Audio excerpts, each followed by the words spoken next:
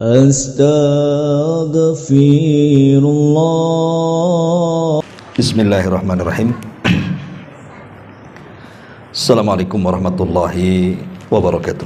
Waalaikumsalam warahmatullahi wabarakatuh. Bihamdillahi wassalatu wassalamu ala rasulillah wa ala alihi wa sahbihi wa mawalah wa la hawla wa la quwata illa billahi wa ba'du.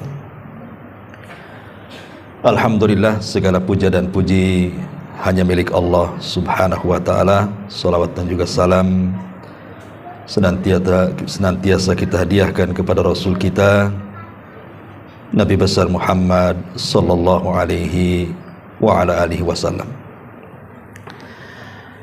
Karena memang tidak ada kitab yang dikaji, karena di beberapa tempat kalau kajian memang pakai kitab biasanya ya.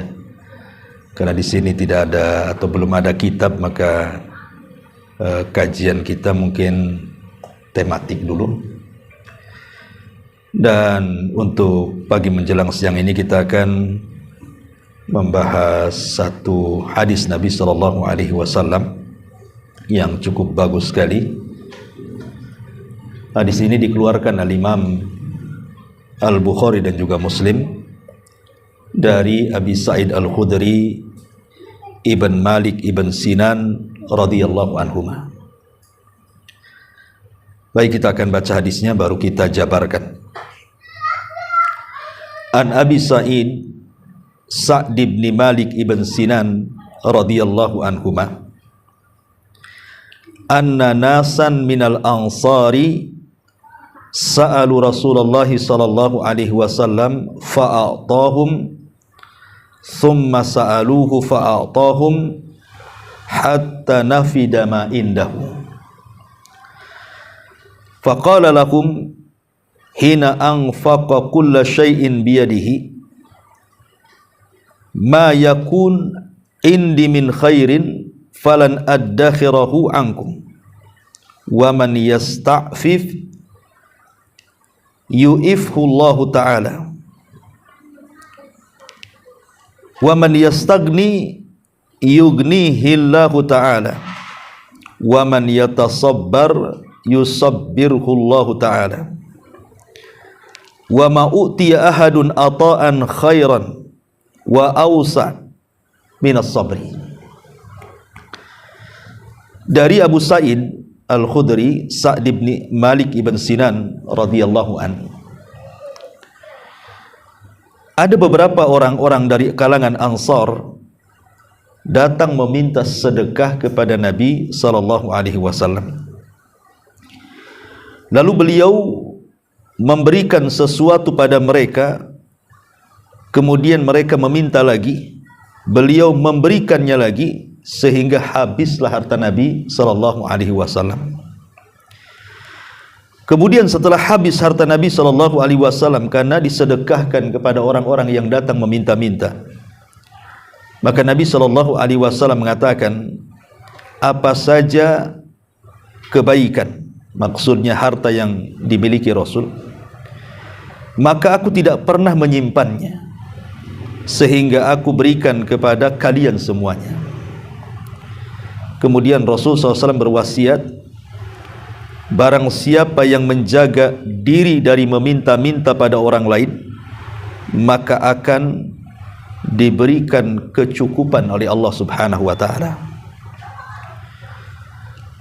Kemudian kata Nabi SAW, dan barang siapa yang merasa dirinya cukup, artinya cukuplah Allah yang ada padanya tanpa harus bersandar kepada manusia, maka Allah Subhanahu wa ta'ala akan berikan kekayaan pada hati dan jiwanya.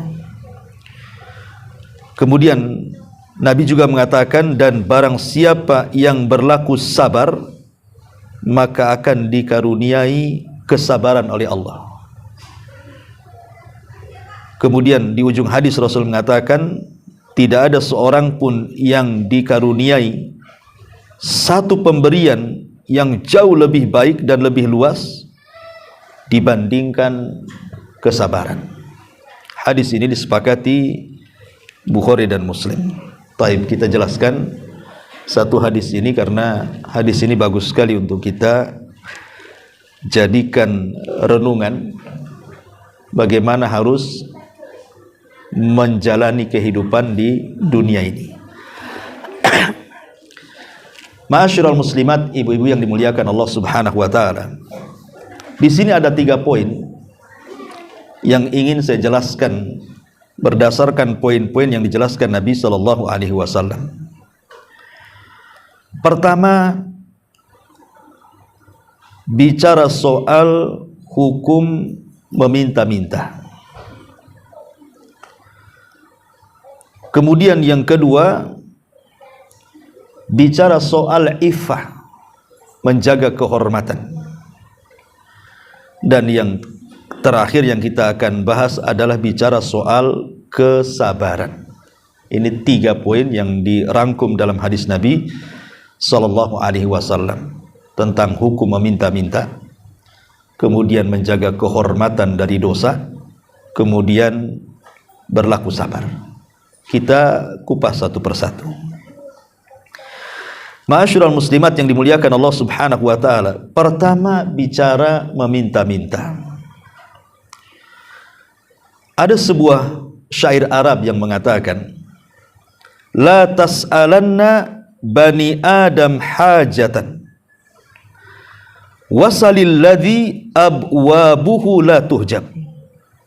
Allahu yaghdabu in tarakta su'alahu wa bani Adam hina yas'alu yaghdabu. Penyair Arab mengatakan, janganlah kalian meminta kepada anak Adam sebuah kebutuhan, tapi mintalah kepada zat yang pintunya tidak pernah tertutup. Maksudnya Allah. Allah akan murka apabila kita meninggalkan dan tidak meminta kepadanya. Tetapi Bani Adam justru akan marah kalau kita selalu meminta. Syair ini sangat bagus sekali, karena di permulaan dia mengatakan jangan pernah meminta-minta kepada manusia, karena sebaik apapun manusia itu ada batasnya, Bu. Sehari, 2 hari, sebulan, 2 bulan, mungkin kita datang ke rumahnya pinjam uang untuk sebuah hajat dan kebutuhan. Boleh jadi masih dikasih. Kalau yang sekali 2 kali minta kan masih dikasih, Bu. Apalagi kasihan kan, mungkin dia orang susah gitu ya. Pasti dikasih. Kecuali bakhil kan, Bu ya. Tetapi sedermawannya orang, kalau hari-hari datang minta, apa enggak emosi, Bu? Pasti emosi lah, bukan? Masa hari-hari datang untuk pintu minta duit, minta beras, minta ini, minta itu. Pasti manusia itu, baik-baik manusia pun pasti akan jenuh tuh. Asik kamu lagi, kamu lagi. Ya, mintalah ke tempat lain, asik ke sini terus. Pasti akan marah kita kalau dimintai terus tuh. Tetapi Allah Subhanahu wa taala berbeda. Kalau kita tidak meminta kepada Allah, justru Allah marah tuh. Itulah bedanya kita dengan Allah tuh. Kalau Allah tidak diminta, justru marah. Kalau kita sering diminta, kita pula emosi. Itulah manusia seperti itu. Makanya kenapa sampai Nabi SAW mengatakan, lau ta'lamuna ma fis su'ali ma masya ahadun ila ahadin yas'aluhu syai'an. Kalau orang itu tahu dosa di balik meminta-minta itu, pasti orang tidak mungkin meminta-minta. Kalau orang tahu dosanya, pasti orang nggak mungkin minta-minta. Tapi karena orang itu tidak tahu dosanya, seolah-olah minta-minta itu sudah jadi profesi dia, ya nyantai saja. Makanya sering saya nasihatkan, Bu, kalau di jalan-jalan di lampu merah tuh, Bu, ada orang yang meminta-minta, lihat orangnya. Kalau nampak orangnya sehat, tenaganya kuat, masih muda, jangan dikasih, Bu. Mungkin bahasa saya tuman itu orang kayak gitu tuh. Harusnya kan kerja. Apalagi di Batam, alhamdulillah kerja apa saja bisa kok. Makanya saya kadang-kadang, Ibu tahu waktu manusia silver tuh. Ada pula manusia silver di Batam. Itu kan masih muda-muda, Bu. Bahkan kalau saya lihat matanya merah itu kan. Itu merah kenapa? Ya kita kan jadi bersuudon bukan berhusnudon ya kan. Karena kadang-kadang waktu zuhur pun mereka masih dandan seperti itu. Kapan sholatnya? Orang kayak gitu tuh. Mata sampai merah-merah. Ya kita mungkin berjangan-jangan untuk mabok, kita tidak tahu juga kan gitu. Oke lah untuk kebutuhan. Apa dengan seperti itu? Meminta-minta. Kan ada pekerjaan yang lebih mulia bekerja, entah jadi tukang bangunan, entah jadi cuci piring di warung, entah jadi apa, banyak. Alhamdulillah di Batam ini lowongan pekerjaan saya kira tidak sulit. Hanya orang malas saja yang mencari kerja itu tidak mau kerja. Makanya kenapa Islam itu melarang tidak boleh meminta-minta. Islam itu hanya boleh atau membolehkan meminta-minta itu dalam 3 perkara saja. Selain 3 perkara tidak boleh. Dan itu dijelaskan dalam hadis Qabisah. Ya, di mana Nabi SAW mengatakan, ya Qabisah, innal mas'alata tahillu la tahillu illa li ahadi thalathin. Wahai Qabisah, meminta-minta itu haram kecuali dalam 3 perkara saja. Kalau dalam 3 perkara boleh. Apa itu? Rajulun tahammala hamalatan fahallat lahul mas'alatu hatta yusibaha thumma yumsika, wa rajulun asabathu jaihah ihtajat malahu fahallat lahul mas'alah hatta yusiba kiwaman min aishin aw qala sidadan min aishin, wa rajulun asabathu faqatan hatta yakuma thalathatun min dawil hija min qaumihi laqad asabat fulanan faqatan fahallat lahu al mas'alatahu hatta yusiba kiwaman minal aish. Apa kata Rasul? Wahai Qabisah, sesungguhnya meminta-minta itu haram, tak boleh, kecuali bagi salah satu dari 3 kelompok. Pertama, orang yang memikul beban tanggungan yang berat di luar kemampuannya, maka dia boleh meminta-minta sekedarnya saja. Lalu setelah dia cukup, dia berhenti. Yang kedua, orang yang tertimpa musibah yang menghabiskan seluruh hartanya, maka dia boleh meminta-minta sampai dia mendapatkan sekedar kebutuhan hidupnya. Dan yang ketiga, orang yang tertimpa kemiskinan sehingga tidak ada orang yang menolong dia. Ketika ada 3 orang yang menjadi saksi dia orang miskin, maka boleh dia meminta-minta sampai dia melepas kehidupan miskinnya. Jadi begini Bu, orang itu dilarang meminta-minta dalam Islam, karena bagaimanapun tangan di atas lebih baik daripada tangan di bawah. Begitu kaidahnya ya. Tetapi Rasulullah SAW itu hanya mengizinkan kepada 3 kelompok. Kelompok yang pertama, memang dia, Allah Subhanahu wa Ta'ala takdirkan dia hendak menolong orang. Mungkin ada saudaranya kelilit hutang, akhirnya dia habiskan kekayaannya hanya untuk membayar hutang saudaranya. Akhirnya jadi miskin dia gara-gara nolong orang. Jadi miskinnya itu gara-gara nolong orang. Nolong saudaranya, hutangnya banyak, akhirnya selaku saudara kita bantu sampai kita jual rumah, jual mobil, hanya ingin membantu saudaranya. Rupanya Allah takdirkan pula usaha kita jatuh. Miskinlah kita gara-gara nolong orang. Lah orang yang seperti ini boleh meminta-minta, tetapi hanya sekedarnya saja sampai usaha dia bangkit dan dia bisa mencari nafkah lagi, baru dilarang meminta-minta. Ini satu. Yang kedua, orang kena musibah, ada tsunami, nerjang rumahnya habis, ada gempa, rubuh rumahnya, tokonya rubuh, akhirnya nggak ada usaha lagi, langsung terjun. Namanya musibah kan nggak tahu tsunami, gempa, kita siapa yang tahu, tahu-tahu ada saja, habis harta kita di kena musibah itu, jadi miskin. Itu boleh meminta-minta, tetapi hanya sekedarnya saja sampai dia bangkit, betul-betul bangkit, maka tidak boleh minta-minta. Atau yang terakhir, orang miskin, umpamanya janda usianya 70 tahun, sakit-sakitan, tidak ada yang nolong dia, maksudnya dari keluarganya, dia hidup sendiri. Kemudian orang-orang sini mengatakan memang dia orang miskin, kasihan, maka disuruh kerja pun tak mungkin, udah tua, sakit gitu ya. maka orang seperti ini boleh meminta-minta. Hanya 3 orang ini yang boleh minta-minta. Selain 3 orang ini tidak boleh. Itu kata Nabi sallallahu alaihi wasallam. Makanya ada perkataan bagus dari Al-Imam Ahmad ibn Hanbal rahimahullah ta'ala. Jadi Imam Ahmad ini ditanya soal hukum meminta-minta. Apa kata beliau? Idza lam yakun indahu ma yughaddihi wa yu'ashshihi. Orang kalau memang tidak ada yang bisa dimakan, baik makan pagi, makan siang atau makan malam, memang gak ada yang bisa dimakan, ya, maka yang seperti ini menjadi darurat, boleh meminta-minta hanya untuk mengganjal perutnya saja. Walaupun kata Imam Ahmad, seandainya dia tidak meminta-minta dalam kondisi seperti itu, maka itu lebih baik, dan dia harus yakin pasti Allah akan memberikan rizkinya kepadanya walaupun tidak minta-minta. Contoh nih, satu kisah, ya. Jadi satu hari Imam Syafi'i dengan Imam Ahmad ini, Imam Syafi'i dengan Imam Malik, itu kan guru sama murid tuh. Imam Malik gurunya, Imam Syafi'i muridnya.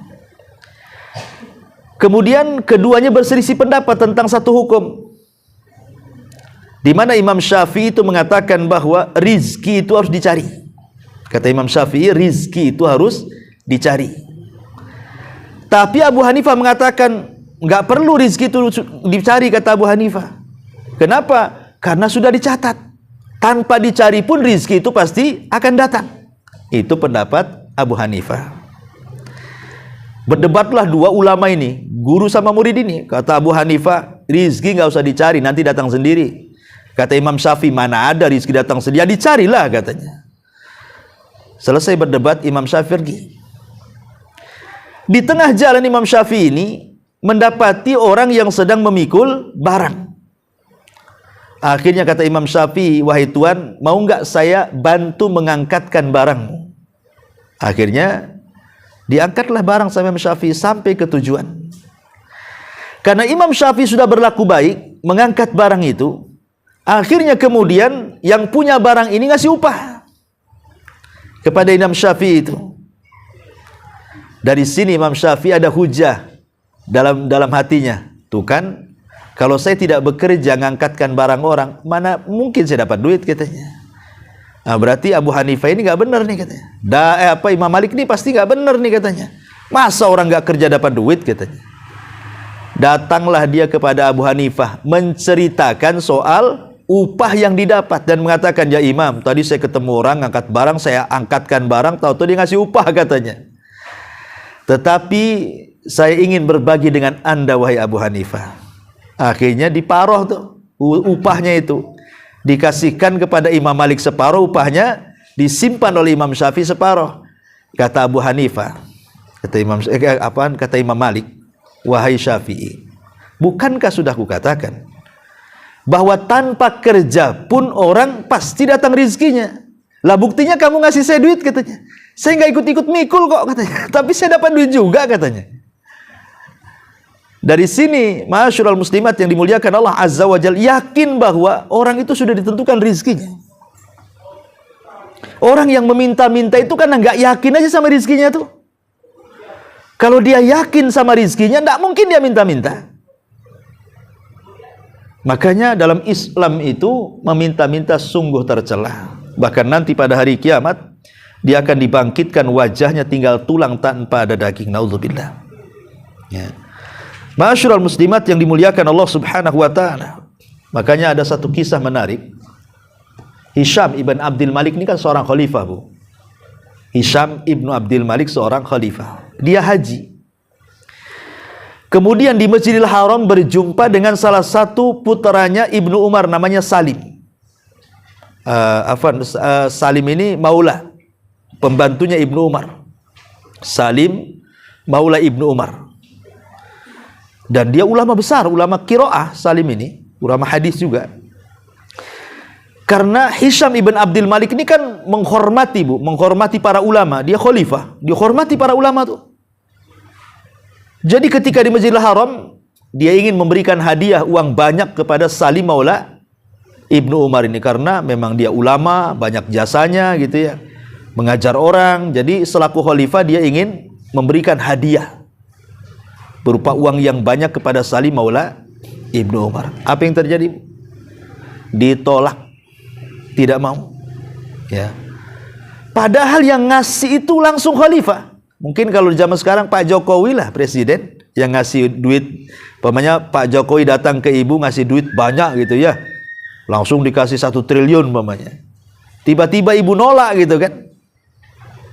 Kira-kira kalau ibu nolak sama yang samping dibilang apa, Bu? Gila tuh ibu tuh katanya. Itu 1 triliun loh. Pasti dibilang gila, Bu. Padahal ibu waras tuh. Ya kan, Bu ya? Orang sekarang kalau nolak duit dibilang gila tuh. Ini Salim dikasih uang banyak sama khalifah, dia tolak dia. Apa kata dia? Jawabannya, wahai khalifah, ya, apakah pantas saya meminta kepada selain Allah sementara saya berada di rumah Allah? Itu jawabannya. Pantaskah saya meminta pemberian dari selain Allah sementara saya berada di rumah Allah, katanya. Karena kan posisinya di Masjidil Haram tuh. Nggak pantas katanya. Saya mendapatkan pemberian dari selain Allah sementara saya berada di rumah yang lebih kaya dibandingkan khalifah, rumah Allah. Karena kekayaan khalifah juga kekayaan Allah gitu ya. Lihat, ditolak tuh sama Salim tuh uang yang banyak dari khalifah itu. Padahal bukan minta loh, Bu, dikasih. Kenapa coba para ulama sampai seperti itu? Dia ingin menjaga izzah namanya, kehormatan. Jangan sampai hatinya itu kemudian terkuasai dengan hawa nafsu, akhirnya mendekati penguasa, menjilat penguasa. Samalah dengan kasusnya seorang ulama salaf namanya Sufyan Ats-Tsauri rahimahullahu ta'ala. Sufyan Ats-Tsauri ini kan dikenal ulama zuhud, ulama yang paling zuhud ya. Tapi satu sisi dia kaya, sehingga orang-orang mengatakan, ya Sufyan, kau ini sedikit-sedikit menasihati kami supaya kami zuhud, katanya. Sementara kau kaya raya. Jadi yang bertanya kesannya kalau zuhud itu harus miskin gitu maksudnya.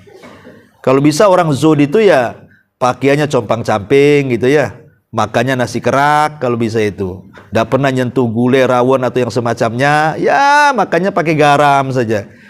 Jadi pikiran orang-orang seolah zuhud itu harus seperti itu. Jadi Sufyan Ats-Tsauri ingin meluruskan makna zuhud. Bukan begitu zuhud itu. Orang miskin itu bukan berarti zuhud, kata dia. Orang kaya pun bisa zuhud. Kemudian Sufyan Ats-Tsauri mengatakan, zuhud itu meletakkan kekayaan di tangan dan tidak meletakkan kekayaan di hati. Adapun kenapa saya kaya, kata Sufyan Ats-Tsauri, likaila atamandalu alal muluk, supaya aku tidak menjilat pemerintah, katanya. Ya aku harus kaya lah, ulama harus kaya. Sebab kalau ulama tidak kaya, nanti dia mendekati penguasa, nanti dia menjilat-jilat, meminta-minta harta jabatan dan begitu di penguasa. Saya tidak mau, kata Sufyan Ats-Tsauri. Sebab kalau itu yang terjadi, aku tidak bisa mengatakan yang hak itu hak, yang batil itu batil. Makanya saya harus kaya supaya aku tidak menjilat penguasa, katanya. Itulah zuhud, katanya. Zuhud itu meletakkan kekayaan di tangan, bukan meletakkan kekayaan di hati. Jadi ini yang pertama, hendaklah seorang muslim itu harus menjaga kehormatan diri, tidak meminta-minta kecuali kepada Allah Subhanahu wa taala. Berusaha, pasti Allah Subhanahu wa taala kasih. Ya. Dan harus yakin dengan rizki Allah Subhanahu wa taala. Dengan firman Allah Azza wa Jalla, wa ma min dabbatin fil ar illa 'alallah rizquha. Kata Nabi, kata Allah Subhanahu wa taala, tidak ada satupun binatang yang melata kecuali sudah ditulis rizkinya. Harus yakin dengan firman Allah Azza wa Jalla dan harus melihat pelajaran dari makhluk lain selain manusia. Sering saya contohkan, Bu. Di rumah kita saja kan hari-hari sebenarnya ada pelajaran. Ya kan? Tengoklah cicak-cicak di dinding itu, Bu. Ya, yang diam-diam merayap tuh kan. Hap-hap itu kan gitu, Bu ya, lagunya tuh. Lah, cicak itu, Bu, dia makanannya cuma satu, Bu. Dia tidak suka urap, dia juga tidak suka rawon, tidak suka rujak, tidak. Apalagi es dogar, mana mau ya? Cicak itu cuma satu makanannya. Apa Bu? Nyamuk. Kecoa kegedean, nggak mau. Nyamuk dia. Ya. Dan kita tahu bahwa nyamuk hari ini hampir langka Bu. Kalau zaman dulu yalah nyamuk banyak karena depan rumah parit. Kadang nggak ditutup, sampah di mana-mana kan itu ya. Nyamuk itu kalau zaman dulu banyak Bu nyamuk tuh. Tapi alhamdulillah sekarang ini perumahan-perumahan bersih. Ya, saya aja di Jabal Uhud Bu, hampir nggak ada nyamuk tuh. Kalau ada nyamuk ada yang gede, nyamuk kebun tapi kan. Kalau di kota kan kecil, nyamuk kota. Ya. Dan nyamuk itu hampir tidak ada. Ada tapi sudah punah. Kenapa punah Bu? Ya karena tadi sarang-sarang nyamuk itu sudah dimatikan sama orang. Ya, datang semprotan, datang obat, kan? Orang sudah disadarkan sekarang ini kebersihan, makanya sarang-sarang nyamuk itu sudah berkurang. Belum lagi pembunuh-pembunuh nyamuk itu berserakan Bu, mulai dari baygon, bat nyamuk, raket nyamuk. Oh, sekarang ada raket lagi bukan? Artinya bahwa rizki nyamuk ini kan makin kesini makin seret kan Bu ya. Mungkin sudah krisis moneter itu nyamuk tuh. Cecak itu sudah susah kalau menurut kita ini. Bagaimana dia bisa bertahan hidup tuh? Tapi buktinya ya banyak saja cecak itu. Siapa yang ngasih makan cecak tuh Bu? Yang ngasih makan cicak itu ya Allah, bukan kita yang masih ngasih makan cicak kan itu. Yang lebih hebat dibandingkan itu Bu, bukan hanya cicak bisa makan dengan kondisi nyamuk sudah disemprot baygon, bat nyamuk sudah nggak laku lah sekarang kan, kena raket, kena bahkan sekarang ada satu semprot. Kalau baygon kan masih harus nyemprot banyak Bu, ada obat tuh satu semprot aja satu ruangan tuh, mati semua tuh. Ya. Tetapi kok cecak bisa hidup? Siapa yang ngasih hidup? Allah. Dan yang lebih menakjubkan lagi bukan di situ. Menurut penelitian ahli cicak, ya, saya bukan ahli cicak, tapi adalah ahlinya, saya terbaca di Google itu, cicak ini Bu, bisa dicek nanti ya di Google ya, www.cicak, ini keluar tuh nanti. Jadi cicak itu paling sedikit Bu kalau bertelur itu 8 butir. Nah, Ibu perhatikanlah cicak tuh, itu paling sedikit telurnya 8 butir. Nggak ada cicak itu kalau betul di bawah 8 butir itu. Itu paling sedikit 8 butir. Ke atas. Ya bisa 10. Ya, pokoknya paling sedikit 8 butir. Telurnya itu. Padahal kalau secara logika makanan cicak itu kan sudah kurang tuh. Sementara dia harus punya anak 8 tuh. Kalau seandainya 8 butir itu netes semua, berarti kan satu cicak itu punya anak 8. Dengan kondisi ekonomi seret. Coba bayangkan. Susah ada cari nyamuk tuh. Tapi bisa dia ngasih makan 8 anaknya tuh. Siapa yang ngasih makan? Allah. Ah, ini kan hebatnya cicak tuh. Masa kita kalah tawakalnya dengan cicak? Sehingga kita takut anaknya banyak-banyak, akhirnya cukup 2 saja katanya kan. 2 ini Bu masalah. Kalau sempat mati 1, tinggal 1. Sempat mati 2-duanya, habis anaknya. Jadi kalau manusia kemudian berpikir takut tidak ngasih makan anak-anaknya, berarti keimanan kita kalah dengan keimanan cicak tuh. Makanya Nabi SAW kalau bicara soal tawakal selalu mencontohkan dengan binatang. Apa kata Nabi SAW? Lau antum tatawakkaluna 'ala Allah haqqa tawakkuli la ruziktum kama yurzaqut thair. Kalau kalian betul-betul tawakal kepada Allah Azza wa Jalla, kalian pasti akan diberikan rizki seperti Allah kasih rizki burung. Burung ini nggak sekolah, tapi dia kalau keluar dari sangkarnya meninggalkan anaknya pagi hari, sore dah pulang bawa makanan tuh Bu. Pertanyaannya, kemana ngarahnya burung tuh? Kalau kita kan jelas Bu, ngarahnya ke kantor, ke pasar, ke tempat kerja, jelas tuh ngarahnya. Burung ini nggak jelas ngarahnya, mutar-mutar aja dia. Insting dia saja pokoknya, ngendus di sana makan baru ke sana, ngendus di sini ada makan ke sini. Dia ikut insting saja tuh. Tapi kok bisa dia pulang bawa makanan dan bisa ngasih makan anak-anaknya dan bisa membesarkan lagi anak-anaknya. Kalau sekarang ini manusia itulah diberikan akal oleh Allah luar biasa. Burung nggak ada akal, manusia ada akal. Burung nggak bisa ngakal-ngakali kita, Bu. Kalau kita bisa ngakal-ngakali burung. Tapi kita loh, manusia berakal, kok akalnya itu kok masih kalah dengan insting burung, itu maksudnya. Sehingga akhirnya tidak terpikir untuk bekerja, terpikir untuk banting tulang, malah minta-minta pula. Alasannya apa? Aduh, daripada, kan kaedahnya di masyarakat kan, daripada maling, Ustadz.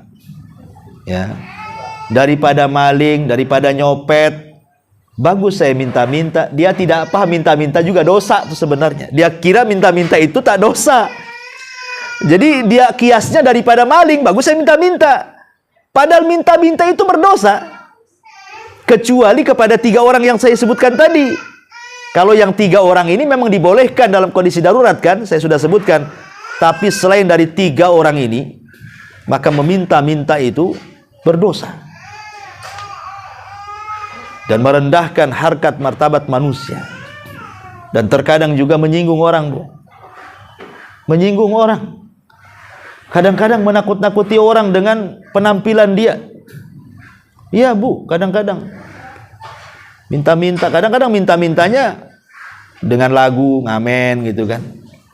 Aduh, kadang-kadang orang ngamen penampilannya kalau nggak ngasih takut dipukul gitu kan. Kalau nggak ngasih ya memang nggak mau ngasih. Akhirnya kan ngasih terpaksa, Bu. Apalagi kemudian yang ngamen ini lagunya ngancam. Ya, oh makin lagi dikasih kan. Nah, ini kan repot kalau kayak gini, Bu. Jadi intinya yang pertama, kata Nabi SAW di sini, jangan suka meminta-minta. Barang siapa yang menjaga diri untuk tidak meminta-minta, maka pasti Allah akan berikan kekayaan kepadanya. Pasti itu. Dan itu sudah banyak di masyarakat gitu yang seperti itu. Jadi orang yang minta-minta itu selamanya dia tidak akan kaya. Dia akan terus minta-minta dan akan tetap miskin. Ini yang pertama. Kemudian yang kedua, di sini bicara tentang menjaga kehormatan. Menjaga kehormatan. Apa artinya menjaga kehormatan itu? Atau bahasa Arabnya iffah. Ya. Menjaga kehormatan di sini artinya seseorang menjauhkan dari hal-hal yang diharamkan Allah. Menjauhkan dari hal-hal yang diharamkan Allah Azza wa Jal, seperti melakukan perzinahan, naudzubillah, atau homoseksual, atau disingkat dengan LGBT, ya. Pokoknya hal-hal yang menjurus kepada menghinakan kehormatan kita. Maka siapa yang bisa menjaga kehormatannya, Allah akan jaga kehormatannya. Makanya wasilah-wasilah ataupun perkara-perkara agar kita bisa menjaga kehormatan kita dari perkara-perkara maksiat, Bu. Khususnya maksiat yang tadi saya sebutkan atau yang lainnya. Pertama, cobalah latih supaya kita bisa bertakwa baik dalam kondisi tidak ada manusia ataupun dalam kondisi ada manusia. Ini harus dilakukan, Bu. Karena di zaman sekarang, maaf, Bu, ya kan, dengan adanya handphone, hampir semua orang pegang handphone. Nenek-nenek aja pegang handphone sekarang, Bu. Pakai iPad lagi, ya. Pengemis di jalan saja bawa handphone sekarang, Bu. Ya, mungkin kedepannya mungkin kalau ngemis tuh nggak minta lagi, Bu, paling ngasih rekening tuh. Itu mungkin, ya kan, makin maju kan itu. Sekarang sudah ada SMS bankingnya semua, apalagi yang susah. Jadi dengan adanya handphone ini, apa yang dikhawatirkan Rasul 14 abad yang silam? Apa kata Rasul? Nanti pada hari kiamat akan didatangkan kepada Allah Subhanahu wa taala orang yang memiliki pahala sebesar gunung Tihama. Kemudian Allah hancurkan pahalanya gara-gara maksiat yang tidak terang-terangan. Sekarang maksiat, kalau dulu mau maksiat tidak terang-terangan tuh bukan sulit, Bu. Kalau dulu mau maksiat tidak terang-terangan itu sulit. Kalau sekarang tidak sulit karena sudah ada handphone. Ibu sendirian di dalam kamar, pegang handphone, entah apa yang ditengok di situ. Entah sinetron, entah film, entah berita, entah berita-berita hoax nggak jelas, apalagi tahun politik ini kan. Kita bisa bermaksiat, belum lagi melihat gambar-gambar aurat, film-film yang tidak senonoh ditonton dan begitu seterusnya. Bahkan sekarang ini kalau kita berkumpul di trotoar nih Bu, umpamanya ibu berlima tuh, masing-masing punya handphone, duduknya berjejer. Dari yang satu, yang kedua, yang ketiga, sampai yang kelima itu masing-masing punya handphone Bu. Kok bisa? Dulu mungkin kalau ada orang tertawa sendiri dianggap gila kan Bu? Sekarang loh, banyak orang yang tertawa sendiri di depan handphone, tak ada orang bilang gila. Nggak ada kan ibu mamanya nengok apa gitu, TikTok atau apa tuh, tahu-tahu tertawa di pinggir jalan. Ada orang bilang gila Bu? Nggak ada. Kalau dulu ya, ini ibu ini kalau dulu dibilang ada geje, ya, kok tertawa sendirian. Kalau sekarang enggak. Sekarang ini hilang urat malunya Bu. Perempuan-perempuan tuh hilang urat malunya. Kenapa? Dia bisa tertawa loh di pinggir jalan nengok handphone. Pada suara perempuan kan aurat tuh. Bisa dia tertawa, na'udzubillah. Yang lebih parahnya lagi urat malunya hilang tuh dia main TikTok pula di jalan tuh. Main Instagram, tolong dipegangi, entah orang nggak kenal, kemudian dia berfase, selfie macam-macam, na'udzubillah coba kan. Kan hilang rasa malunya tuh. Itu di luar, bagaimana di dalam? Kalau sendiri-sendiri, rasa malunya di depan orang aja dah hilang, apalagi sendirian nggak ada orang. Maka handphone ini memang paling banyak menghilangkan pahala. Persis kata Nabi kan, nanti pada hari kiamat itu ada orang datang dengan segudang pahala sebesar gunung Tiamat, tapi hilang dengan maksiat sendiri-sendiri. Ini handphone ini bisa menghilangkan pahala kita Bu. Makanya saya nasihati Bu, kalau punya anak, ya SMP, SMA, minta handphone jangan dikasih Bu. Ya, itu bahaya gitu ya. Kenapa? Karena orang tuanya saja kalau udah main handphone lupa. Apalagi anaknya. Ibu aja kalau main handphone itu sampai gosong kalau masak tuh. Ya kan? Kadang-kadang begitu. Jangan itu, suami di sampingnya aja kayak nggak punya suami. Ada tuh istri tuh mau tidur, bangun tidur yang dilihat handphonenya, suaminya nggak dilihat. Tahu tuh udah ngorok di sampingnya. Lah ini kan gimana ceritanya? Ini kan maksiat juga Bu. Harusnya kan orang kalau sudah masuk kamar itu ya handphone ditaruh lah. Nggak usah ikut-ikut masuk. Itu sudah lain lagi ceritanya. Ini masuk kemana-mana. Bahkan kalau seandainya nih handphone ini jatuh ke sela-sela ranjang Bu, kemudian ibu bangun, itu yang dicari bukan suami dulu Bu, ya, handphonenya dulu. Ya. Ini kan masalah yang seperti ini. Itulah makanya handphone ini sekarang ini alat yang bisa menghapuskan dosa sebesar gunung Tiamat. Makanya nasihat para ulama begini Bu, balaslah sebuah dosa itu dengan kebaikan. Kalau kita dalam satu hari itu kita bermaksiat sendiri-sendiri, orang tidak tahu kecuali Allah, dengan ibu saja, duduk di kamar sendiri atau suami lagi nggak ada, duduk di kursi, nonton apa yang ditonton, entah ya namanya iklan-iklan di YouTube, iklan-iklan di Facebook, kadang-kadang kan aurat-aurat nampak di situ. Baik aurat laki-laki atau perempuan. Kita memandang aurat kan tidak boleh Bu, walaupun lihat di handphone gitu ya. Belum lagi baca berita-berita hoax, belum lagi baca-baca yang na'udzubillah lah, di situ terkandung dosa. Kan ibu sedang bermaksiat yang tidak tahu kecuali ibu dengan Allah kan namanya, dengan handphone itu. Maka kalau kita dalam 2 jam main handphone dan tidak ada yang tahu kecuali Allah isinya maksiat, maka dalam satu hari itu gunakan juga 2 jam untuk ibadah yang tidak ada yang tahu kecuali ibu dengan Allah saja. Harus balance lah. Ya. Bagaimana caranya Ustaz? Ya zikir lah. Kalau orang tidak tahu kan bisa zikir. Astagfirullah, astagfirullah. Jangan dikeraskan ya, orang tahu lah jadinya. Ya cukup astagfirullah, astagfirullah. Kalau ada orang diam dulu. Nggak ada orang astagfirullah lagi. Atau zikir apa, atau masuk ke kamar baca Quran. Jadi samakan, kalau kita maksiat tidak terang-terangan 1 jam, maka kita beribadah 1 jam juga tanpa terang-terangan. Supaya apa? kata Nabi SAW, wa atbi'is sayyi'atal hasanata tamhuha. Ikutilah perbuatan buruk dengan kebaikan, supaya kebaikan inilah bisa menghapuskan keburukan, kata Nabi. Ini yang pertama ya, menjaga kehormatan itu adalah bertakwalah kepada Allah, baik dalam kondisi ada atau tidak ada orang. Kemudian yang kedua, berdoa. Penting berdoa ini. Ya, doa ini silahul mukmin. Makanya Nabi SAW senantiasa berdoa untuk diistiqomahkan dalam ketaatan. Kata Ummu Salamah, doa yang paling banyak dibaca Nabi itu apa? Ya muqallibal qulub tsabbit qalbi ala ta'atik. Wahai zat yang membolak-balikan hati, tetapkan hatiku di atas ketaatan kepadamu. Itu doa yang paling banyak dibaca Nabi. Pertanyaannya, mungkinkah Nabi itu dibolak-balik hatinya alias sesat? Mustahil lah, Nabi itu kan maksum. Tapi kenapa dia membaca doa seperti itu? Satu, untuk memberikan contoh kepada umatnya.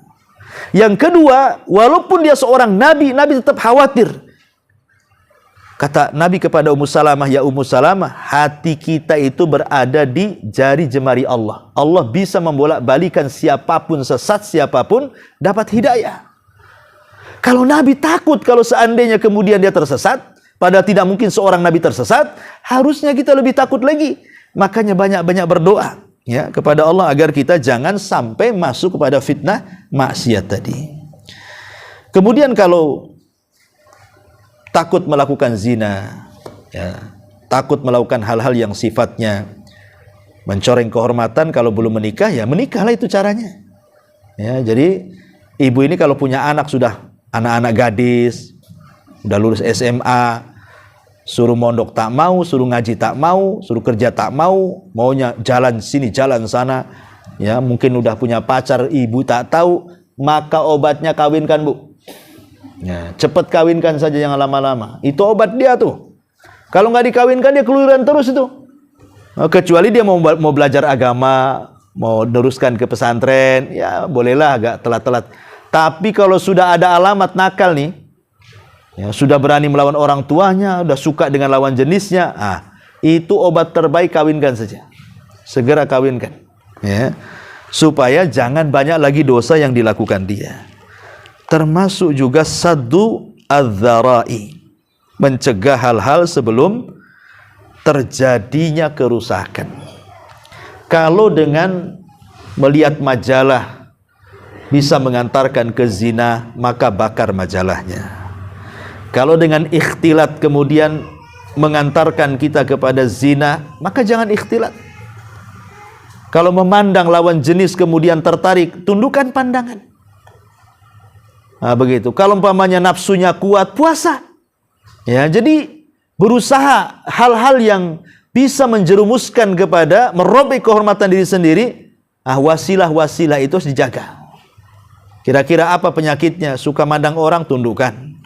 Syahwatnya tinggi, puasa. Dan itu ya, nggak tahan kecuali ingin melakukan hubungan, nikahkan.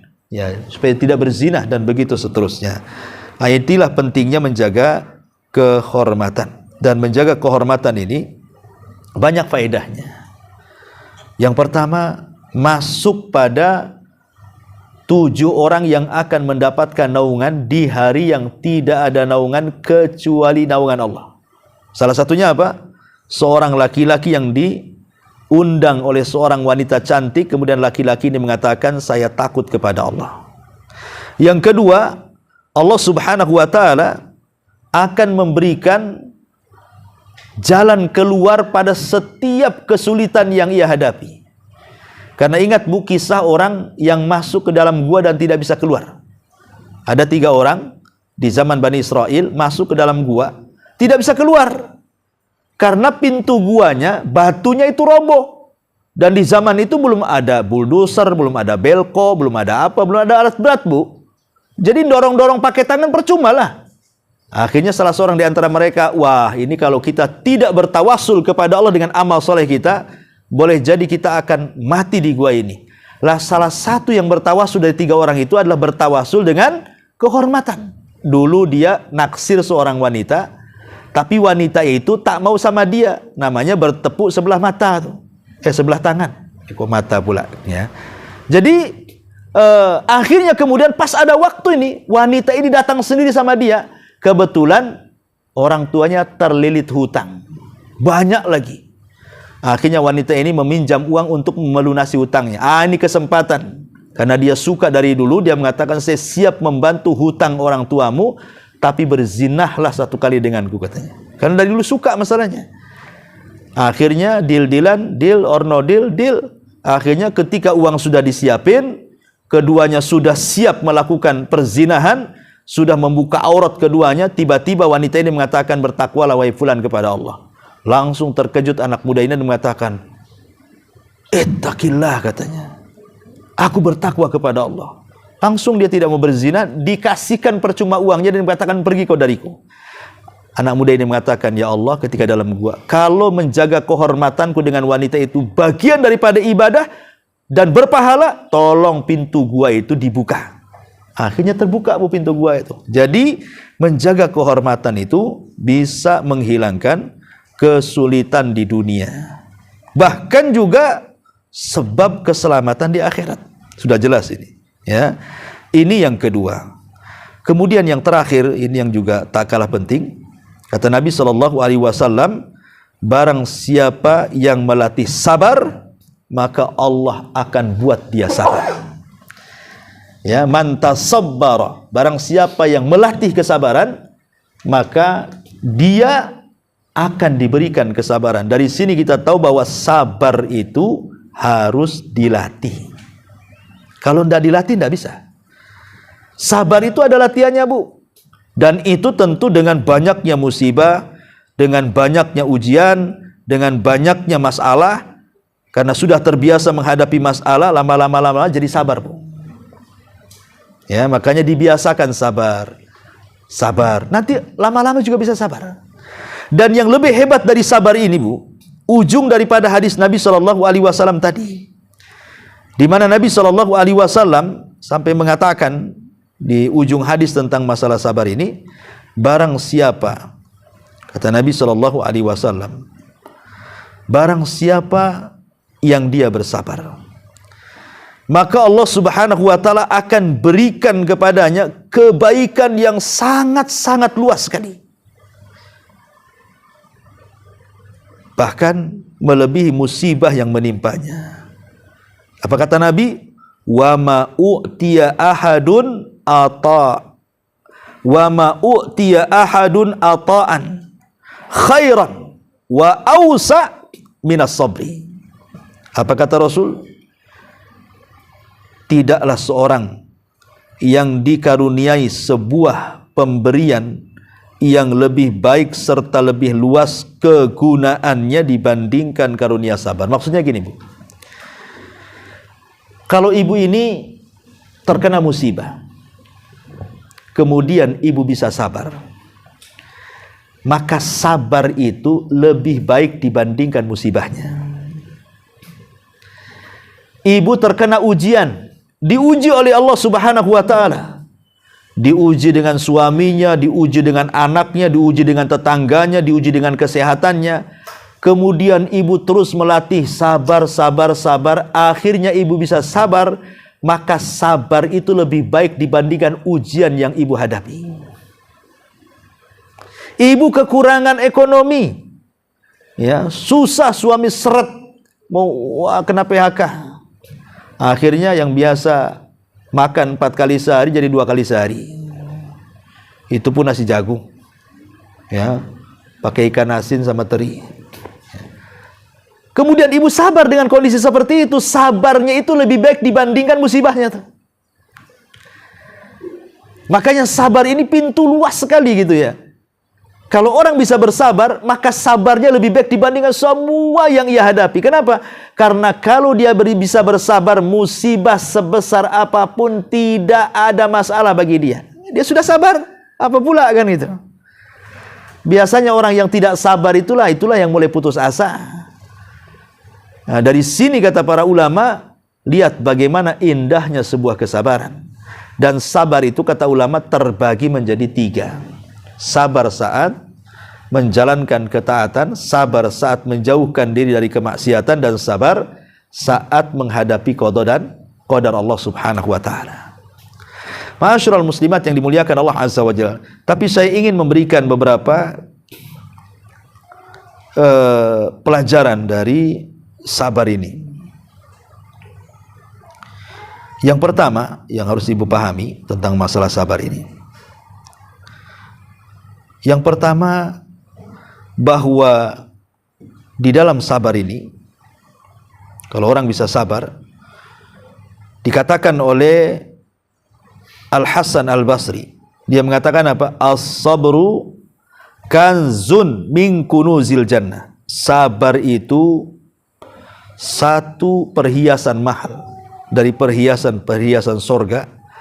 La yu'tihillahu illa liman akramahullah. Allah tidak akan memberinya kecuali bagi hamba yang Allah muliakan. Kalau hamba ini tidak diberikan kesabaran, berarti orang ini tidak dimuliakan tuh. Ketika orang bisa bersabar, berarti mafhumnya Allah sedang memuliakan dia dengan kesabarannya. Makanya kalau seandainya nih ada orang yang sudah bersabar, contoh saja sakit, ya, dia sudah berusaha mengobati, datang ke dokter, datang ke apotek beli obat, tapi juga tak kunjung-kunjung juga sembuh. Bukan berarti tak kunjung-kunjung sembuh dengan setelah dia usaha dan berupaya dan berdoa, maknanya berarti Allah sedang mengutuk dia. Sebab kalau tidak mengutuk dia, kenapa tidak disembuhkan? Padahal sudah upaya dan usaha sudah dilakukan. Jangan begitu cara berfikirnya. Karena ada orang-orang yang ketika sakit itu berfikir ke situ. Sehingga setan datang kemudian memberikan was-was, lebih baik aku mati daripada hidup. Aku sudah 2 tahun kayak gini terbaring, kasihanlah orang yang merawatku. Asli doanya ingin mati, ingin mati, ingin mati. Padahal Rasul melarang. Tidak boleh salah seorang di antara kalian itu berangan-angan ingin mati. Kenapa? Boleh jadi kalau Allah sembuhkan, dia bisa menambah amalannya. Atau kalau Allah tidak sembuhkan, tetapi Allah tidak wafatkan, berarti ada kesempatan untuk bertobat dari dosa-dosanya. Ya, karena sakit ini penggugur dosa. Ada surga yang tidak bisa diraih dengan sholat, dengan zakat, dengan puasa, dengan ibadah-ibadah, perbuatan. Ada ibadah itu, ibadah perbuatan itu tidak bisa kita meraih surga, hanya bisa diraih dengan kesabaran. Dan tidak mungkin orang bersabar kecuali ditimpa dengan berbagai macam masalah, baru dia bisa sabar. Ya, makanya ada beberapa wasilah bagaimana supaya kita sabar. Ini tipnya, saya kasih tip. Yang pertama, cobalah merenung ayat-ayat Al-Quran, di mana Allah mengatakan wala nabluwannakum bisyai'in minal khaufi wal ju'i wa naqsi minal amwali wal anfusi wath thamarat wa basyiris sabirin alladzina idza asabathum musibatun qalu inna lillahi wa inna ilaihi rajiun. Renungkan ayat ini, bahwa kami akan menguji kalian dengan sedikit dari takut, sedikit dari lapar, sedikit dari kekurangan harta dan jiwa, serta buah-buahan. Kemudian Allah mengatakan apa? Berbahagialah orang-orang yang sabar. Ya, berarti orang yang kena musibah itu berbahagia. Kenapa? Karena mereka dapat 3 keutamaan dalam ayat ini. Apa itu? Alladzina idza asabathum musibatun qalu inna lillahi wa inna ilaihi rajiun ulaika alaihim. Ini kemuliaannya. Mereka akan mendapatkan doa, salawat dari Rabb mereka. Wa rahmah, dan juga rahmat kasih sayang Allah. Wa ulaika humul muhtadun, dan mereka akan dapat hidayah. Lihat, orang sabar akan diberikan 3 perkara. Pertama, pujian dari Allah. Yang kedua, rahmat dari Allah. Yang ketiga, hidayah dari Allah. Ini yang kita cari 3-tiganya. Ya. Kemudian yang kedua, mintalah kepada Allah pada setiap musibah yang menimpa kita. Ingat, karena yang menimpakan musibah Allah, yang mengangkatnya juga Allah. Kemudian yang ketiga, ingat, an ya'lama anna ma asabahu muqaddarun minallah, bahwa apapun musibah yang menimpa kita itu semua takdir Allah, bukan dibuat-buat. Itu takdir Allah Azza wa Jalla semuanya.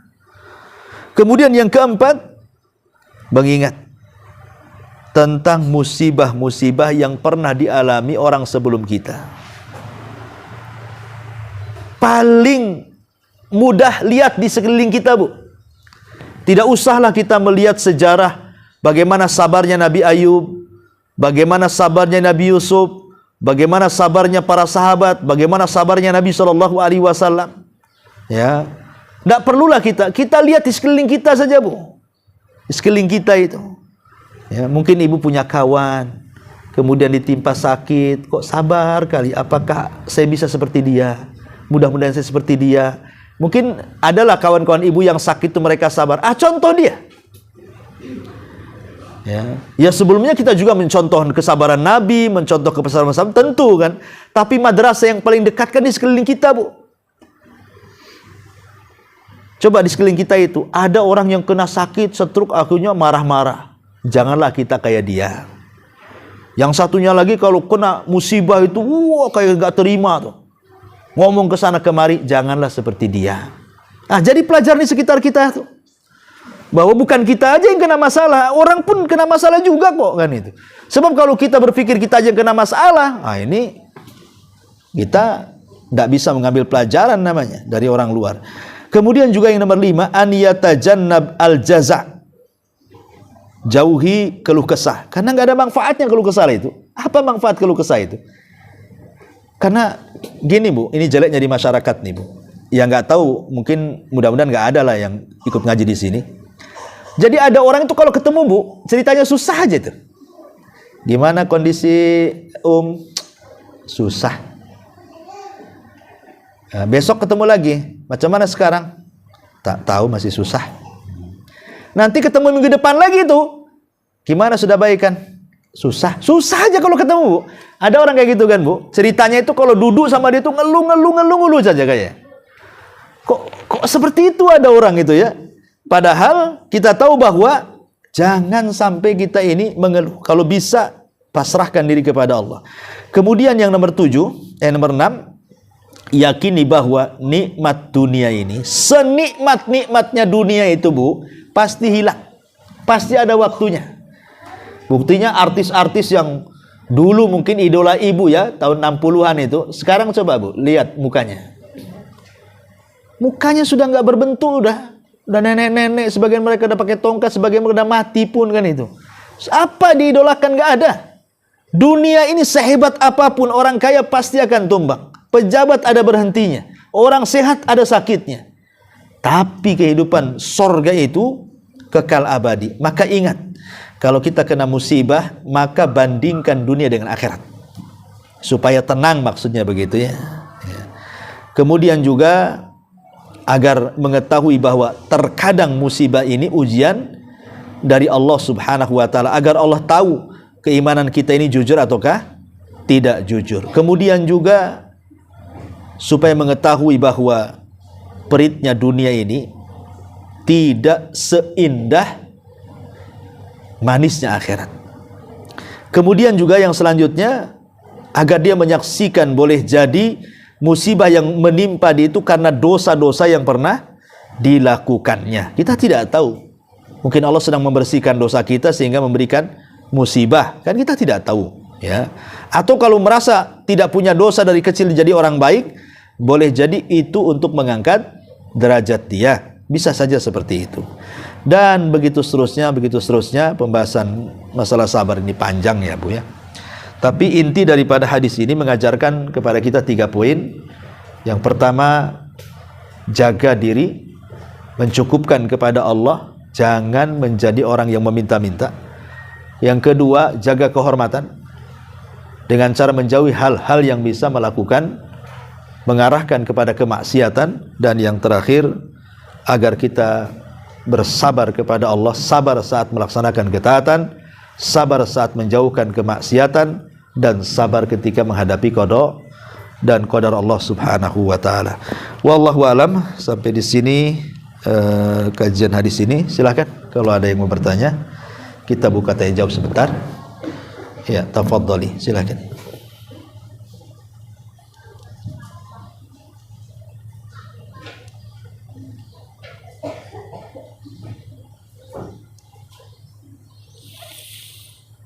Ya,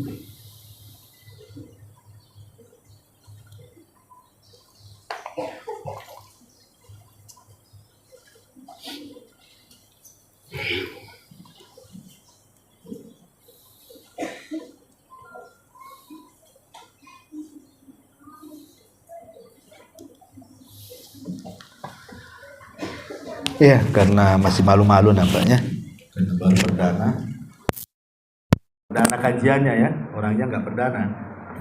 Ya. Ini dulu dan manfaatnya kita tutup dengan doa kafaratul majelis subhanallah yang tiga. Assalamualaikum warahmatullahi wabarakatuh.